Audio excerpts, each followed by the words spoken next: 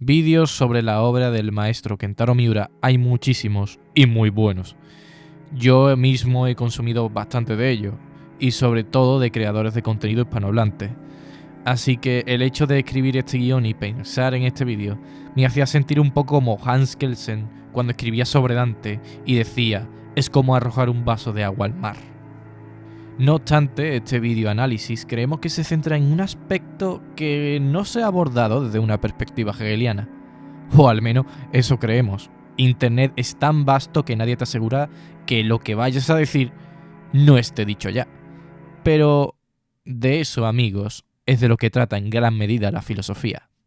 Así pues, algo que siempre me ha fascinado durante mis estudios ha sido la facilidad con la que algunos autores ejemplifican, muchas veces sin ser conscientes de ello, algunos de los conceptos filosóficos más complejos de una forma tan clara y distinta que suscitan la admiración e incluso la envidia de aquellos que somos conocedores de la dificultad que encarna el enseñar o transmitir dichas ideas. Precisamente este sentimiento es algo que nos suscitó Berserk. Todos los que estamos aquí somos buenos conocedores de la serie. Si no, bueno, aquí va una pequeña sinopsis. La obra del maestro del manga, Kentaro Miura, es una historia de fantasía oscura que relata los eventos sucedidos en la vida de su protagonista, Guts. Tras su horrible infancia, llega un momento de inflexión en el que, tras el devenir de unos acontecimientos, su destino queda sellado. Así pues, Berserk trata tanto de su vivencia como de esa eterna lucha contra algo que ni siquiera puede caber en nuestra comprensión. No obstante, durante este vídeo no analizaremos al espadachín negro, sino a su contraparte, el halcón blanco. Hemos de comentar que nos centraremos exclusivamente en el arco de la Edad Dorada, más concretamente desde que Guts forma parte de la banda del halcón hasta la derrota de Griffin en duelo singular antes del episodio La mañana de la partida. Y no es que Guts merezca menos. Todos los personajes escritos por la pluma de Kentaro Miura tienen un buen trasfondo y evolución. Aunque, bueno, Casca sea usada en demasiadas ocasiones como carne de fanservice, aun siendo víctima de atrocidades que han horadado tanto su ser que no le ha quedado más remedio a su psique que esconderse tras una personalidad detrás de otra completamente irracional y salvaje. Pero bueno, todo ello da para mucho y no descartamos hacer otros vídeos abordando estos temas. Tornemos el foco hacia Griffith y empecemos el análisis. Griffith pasó toda su infancia en la pobreza, un estatus que le arrastraba y le lastraba en la consecución de su sueño, un brillante castillo en el que gobernar un reino. Sabe que su posición desventajosa no le permitirá perseguir este sueño, así que hará todo lo posible para cambiar su condición de pobre servidumbre. He aquí el primer cambio dialéctico necesario, impulsado por su inquebrantable ambición. Pero no nos adelantemos. Hay algo más que recalcar antes de avanzar, y que creemos que es de suma importancia subrayarlo, ya que es algo que chocará frontalmente con la dinámica existencial de Guts. Griffin, gracias a su sueño, tiene muy claro cuál es el sentido de su vida. Su existencia, desde su pronta infancia, apunta hacia algo que, material o no, es objetivo. Griffith es para su sueño, y sin este, todo carecería de sentido. Aquí es cuando sale a relucir la personalidad del halcón, imperante, ambiciosa y decidida a todo por la consumación objetiva de su ideal. Quizás esto mismo fue lo que la anciana vidente vio en el joven Griffin, una mentalidad y voluntad inquebrantable movida por una ambición dirigida, y por ello le otorgó el Beherit, el huevo del rey, mientras le decía que él conquistaría el mundo. En la obra no se nos relata de forma exhaustiva cómo formó la banda del halcón, aunque no es muy descabellado aventurar que, partiendo de su base humilde, empezó a reclutar a personas marginadas con ciertas habilidades que él podría considerar útiles. De esta forma, los primeros en formar parte de ella fueron Yudo, Corcus y Pippin, personajes que vieron en Griffith una oportunidad para cambiar sus vidas. Griffith se tuvo que abastecer de las herramientas necesarias tanto para ser hábil en la guerra como con las personas. Así pues, desde que se nos presenta, el caballero de blancos cabellos es claramente un líder nato obsesionado con la persecución de su propia voluntad de poder. Muchos describen a este personaje como una persona narcisista, y si bien podría encajar a la perfección con lo que puede aparentar Griffith, Los hechos narrados en la obra propiamente lo contradicen. No queremos decir que sea un juicio completamente erróneo, sino un tanto superficial. Kentaro Miura escribe a un personaje casi mesiánico, pero sin perder la perspectiva de que está formando a un humano. Y esto se ve perfectamente en las contradicciones que se nos muestran durante su evolución. El caballero albino, aunque se nos presente casi como un autómata pragmático amoral, cegado por su único objetivo, en algunas ocasiones se nos muestra completamente consciente de aquello que transgrede, incluso de sus propios sentimientos. Y esto es algo que no podemos pasar por alto, pues aquí está la esencia del personaje. El rescate de Casca es algo que deja entrever los falsos relieves del trampantojo de su personalidad, ya que si fuera completamente amoral, y digo amoral desde un sentido maquiavélico, sin las connotaciones negativas asociadas a este, hubiera pasado de largo dejando a su suerte a la joven Casca. No obstante, le cortó la oreja a su captor y le lanzó la espada. Quizá Griffith lo que hizo fue ponerla en una situación que él consideraba justa. Si tienes algo que proteger, usa la espada. Cuando Casca venció al noble captor, consiguió su libertad, y ella eligió unirse a la banda. Ignorando en este vídeo lo que pudo suponer esto para la perspectiva existencial de Casca, vemos como poco a poco se fragua en el lector la imagen de Griffith, que dista bastante de ser un salvador, pero tampoco una persona impasible ante la maldad del mundo. Siguiendo con la historia del elegido del Bajerit, nos encontramos con otro momento en el que se desvela la personalidad del mismo. El noble Tudor Guénon le ofreció a Griffith una oportunidad para obtener fondos para su ejército de forma rápida y segura, siempre y cuando éste le vendiera su cuerpo a cambio de una fortuna.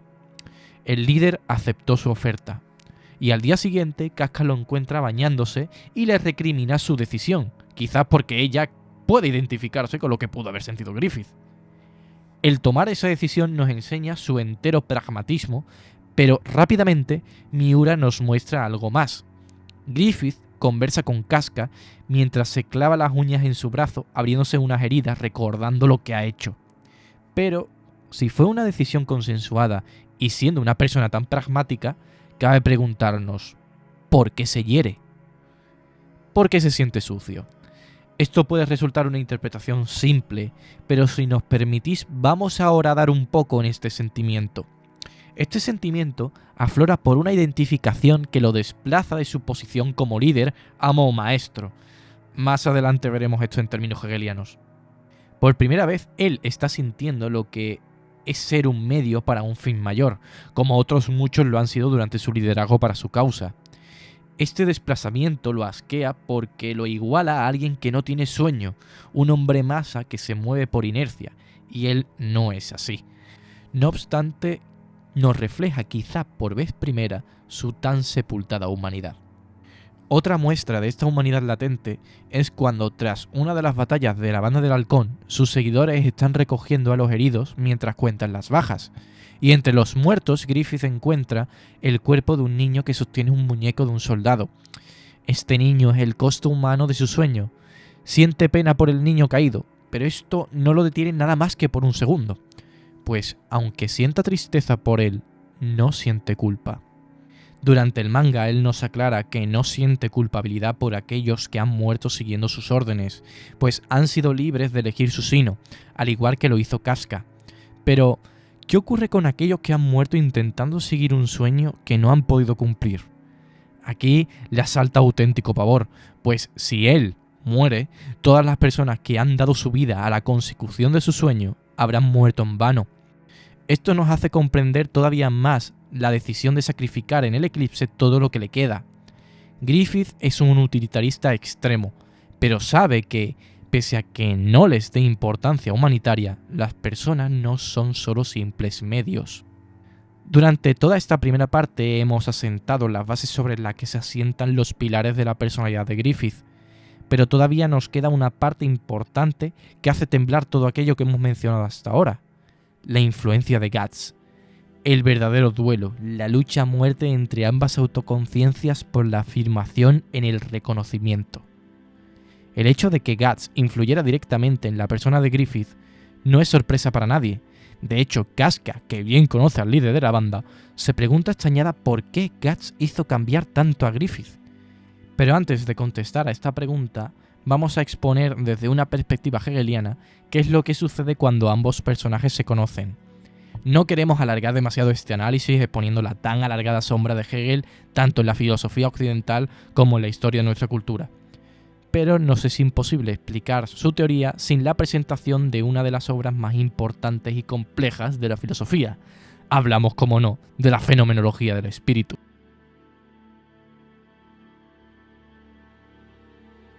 A modo de una Bildungsroman, Jorge Guillermo Federico Hegel expone cómo la mente humana va pasando por una serie de fases de autoconocimiento que van desde la certeza sensible hasta la autoconciencia y el espíritu absoluto.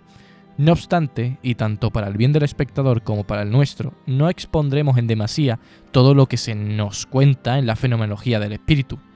Solo nos centraremos en la parte que nos interesa, meteremos cuchillos y sacaremos tripas. Durante su desarrollo, una conciencia en un principio ingenua va aprendiendo, con H intercalada, la realidad con la que se relaciona. Luego va estipulando leyes con las que va ordenando y describiendo todos los fenómenos, aunque pronto se percata de que estas leyes no pueden explicarlos. Ante esta certeza, la mente ve que todos los metafenómenos recurridos para explicar los fenómenos sensibles no son más que el producto del entendimiento mismo. Es decir, la conciencia se repliega a sí misma como a la realidad que está detrás de los fenómenos. Aquí la conciencia se vuelve consciente de sí misma, transformándose en una autoconciencia. No obstante, Hegel plantea lo siguiente en el capítulo 4 de su Fenomenología del Espíritu. La conciencia es en y para sí, en cuanto que y porque es en sí y para sí para otra autoconciencia. Es decir, solo es en cuanto se la reconoce.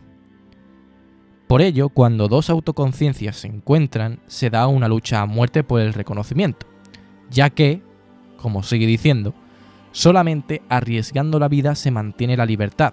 Se prueba que la esencia de la autoconciencia no es el ser, no el modo inmediato como la conciencia de sí que surge, ni es su hundirse en la expansión de la vida, sino que en ella no se da nada que no sea para ella en un momento que tiende a desaparecer, que la autoconciencia solo es puro ser para sí. El individuo que no ha arriesgado la vida puede sin duda ser reconocido como persona, pero no ha alcanzado la verdad de este reconocimiento como autoconciencia independiente. Entonces, en el momento en el que ambas autoconciencias se enfrentan, una de ellas consigue el reconocimiento de la otra, imponiéndose a sí mismo como valor del otro, y el esclavo es el que ve realizada en otro su propia personalidad. Paradójicamente, la situación de origen cambia, y tiene que hacerlo así debido a la contradicción latente en la misma.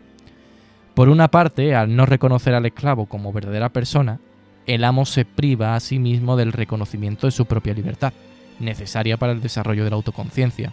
Se sumerge en una condición infrahumana. Por otra, el esclavo, al realizar la voluntad de su amo, se objetiva a través del trabajo que transforma las cosas materiales.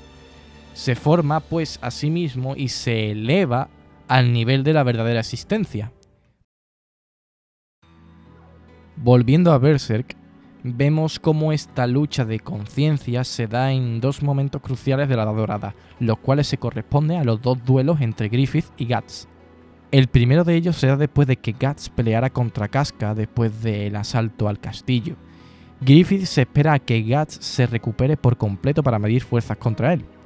Aquí es cuando se da la primera lucha a muerte entre ambas autoconciencias. El resultado lo sabemos todos. Tras una gran pelea entre ambos, Griffith doblega al espadachín con una llave y le disloca el hombro. Guts, derrotado, se levanta y luego Griffith, mirándolo muy cercamente, le dice: «Ahora eres mío». La autoconciencia de Guts queda relegada a la servidumbre ante la victoria del ahora su señor. Guts, quisiera o no, ahora forma parte de la banda del halcón y luchará, transformando el mundo, para hacer realidad el sueño de Griffith. No obstante, la obra va más allá de la perspectiva hegeliana y su lucha dialéctica. Con el pasar del tiempo, más concretamente 3 años, la relación entre el siervo y su líder va evolucionando. No me detendré en cómo esta cambia, puesto que Guts se merece su propio videoanálisis. Pero el momento de inflexión llega cuando, en una conversación a la vera de una fuente con la princesa Charlotte, Griffith expresa: «Pero un hombre suele luchar por algo más que le importa, antes de hacer frente a lo que habéis dicho. Su propio sueño, no el de un tercero, sino el propio». Justo en esa escena, Guts, acompañado por Casca, va a informarle a Griffith que ha logrado asesinar a Adonis. Sin embargo, y aunque existe bastante lejanía entre la conversación de ambos y Guts, este parece escuchar lo que dice su líder. Con cada frase y palabra que sentencia Griffith, le hace darse cuenta de cuán lejos se encuentra del mismo. Sin embargo, aquello que sienta un punto y final con la vida que ha llevado hasta ahora, aquello que le hace darse cuenta de que su vida está vacía, son las siguientes palabras: vivir sin más, simplemente porque estamos aquí. Es una vida que no va conmigo. A lo que, siguiendo la conversación, prosigue: es algo distinto. Para mí, un amigo no se aferra a ningún sueño ajeno. No consiente que nadie le dé órdenes. Decide por sí mismo el motivo por el que quiere vivir y avanza por su propio camino.